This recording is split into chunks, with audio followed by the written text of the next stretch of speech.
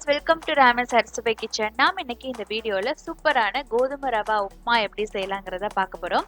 வீடியோக்குள்ள போறதுக்கு முன்னாடி சேனலை ஃபர்ஸ்ட் டைமா பார்க்குற friends subscribe பண்ண மறந்துடாதீங்க. கூடவே இருக்கிற பெல் ஐகானை கிளிக் பண்ணிக்கோங்க.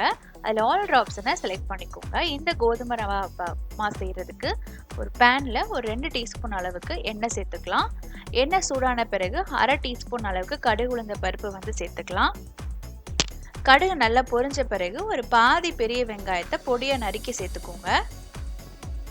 உங்க காரத்துக்கு ஏற்ப பச்சை மிளகாய் சேர்த்துக்கலாம். நான் வந்து ஒரு 2 பச்சை மிளகாய் தான் சேர்த்துருக்கேன். உங்க காரத்துக்கு ஏற்ப நீங்க சேர்த்துக்கோங்க. இதெல்லாம் சேர்த்துட்டு நல்லா வதங்கட்டும். இதுல கொஞ்சோண்டு கருவேப்பிலையும் சேர்த்துக்கலாம். இதில் பார்த்தீங்கன்னா நம்ம வெட்டி வச்சிருக்கிற காய்கறிகள் சேர்த்துக்கலாம். நான் வந்து கேரட் பீன்ஸ் மட்டும்தான் சேர்த்துக்கிறேன். நீங்கள் வந்து காலிஃப்ளவர், உருளைக்கிழங்கு, பன்னீர் இதெல்லாம் கூட சேர்த்து நீங்கள் செய்யலாம். ரொம்பவே டேஸ்ட் சூப்பராக இருக்கும். இந்த காய்கறிகள் கொஞ்ச நேரம் எண்ணெயில் வதங்கட்டும். இதில் 1/2 தக்காளியை பொடியை நறுக்கி சேர்த்துக்கலாம். இதெல்லாம் நல்லா வேகிறதுக்கு கொஞ்ச நேரம் மூடி போட்டு குக் பண்ணிக்கோங்க. நல்லா உங்களுக்கு வெந்துடும். ஒரு தேவையான அளவுக்கு உப்பு சேர்த்துக்கலாம். உப்பு, மஞ்சத்தூள் கொஞ்சம் சேர்த்துக்கோங்க. நான் மஞ்சத்தூள் சேர்க்கலை. நீங்கள் மஞ்சத்தூள் சேர்த்துக்கிட்டிங்கன்னா உங்களுக்கு நல்ல ஒரு கலர் கிடைக்கும்.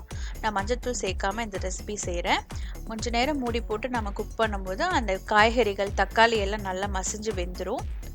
நல்லா மிக்ஸ் பண்ணிக்கோங்க. நல்லா வதங்கின பிறகு தேவையான அளவுக்கு தண்ணி சேர்த்துக்கலாம். நான் வந்து 1/4 கப் அளவுக்கு கோதுமை ரவை எடுத்துக்க போகிறேன். அதனால் வந்து ஒரு 2.5 கப் அளவுக்கு தண்ணி சேர்த்துக்கிட்டேன். அதுக்கு மேலே சேர்த்திங்கன்னா அதுக்கு மேலேயும் நீங்கள் சேர்த்துக்கலாம். நல்ல உப்புமா வந்து உங்களுக்கு நல்லா குலைவாக வரும். இல்லை உங்களுக்கு உதிரி உதிரியாக வேணும்னா உங்களுக்கு 2 கப் அளவு மட்டும் தண்ணி சேர்த்துக்கோங்க. பார்த்தீங்கன்னா நல்லா கொதிக்கட்டும். நல்லா கொதித்த பிறகு நம்ம உப்புமாவை ரவையை சேர்த்துக்கலாம். கோதுமை ரவை வந்து நான் 1/4 கப் அளவுக்கு நான் எடுத்திருக்கேன். தண்ணி நல்லா கொதிச்ச பிறகு நம்ம இந்த கோதுமை ரவையை சேர்த்துக்கலாம். சேர்த்துட்டு நல்லா வந்து மிக்ஸ் பண்ணிக்கோங்க. நல்லா மூடி போட்டு குக் பண்ணிங்கன்னா உங்களுக்கு ஒரு 10 நிமிஷத்துலேயே ஒரு சூப்பரான ஒரு ஹெல்த்தியான பிரேக்ஃபாஸ்ட் வந்து ரெடி ஆகிடும். உப்பெல்லாம் கரெக்டாக இருக்கான்னு பார்த்துக்கோங்க. உப்பு இல்லாட்டி இன்னும் கொஞ்சம் கூட நீங்கள் உப்பு சேர்த்துக்கலாம். இதை நம்ம மூடி விட்டு ஒரு 10 நிமிஷம் கழித்து நம்ம ஓப்பன் பண்ணி பார்ப்போம். சூப்பரான ஒரு கோதுமை ரவை உப்புமா ரெடி ஆகிடுச்சு. நல்ல உங்களுக்கு ரொம்ப சூப்பரான ஒரு ஃபில்லிங்கான ஹெல்த்தியான பிரேக்ஃபாஸ்ட் ரெசிபியாக இருக்கும்.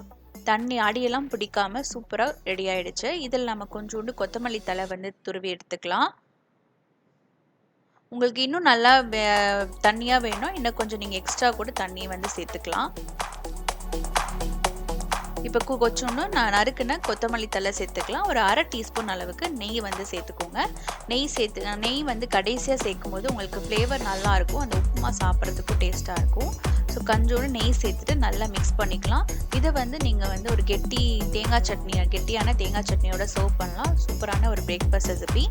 இந்த வீடியோ உங்களுக்கு பிடிச்சிருந்துச்சுன்னா இந்த வீடியோக்கு ஒரு லைக் கொடுத்துருங்க. உங்கள் ஃப்ரெண்ட்ஸ் அண்ட் ஃபேமிலிக்கு ஷேர் பண்ணுங்கள். சேனலை சப்ஸ்கிரைப் பண்ண மறந்துடாதீங்க. கூடவே இருக்கிற பெல் ஐகானை கிளிக் பண்ணிக்கோங்க. தேங்க்யூ ஃபார் வாட்சிங். நெக்ஸ்ட் ஒரு சூப்பரான வீடியோவில் சந்திக்கலாம்.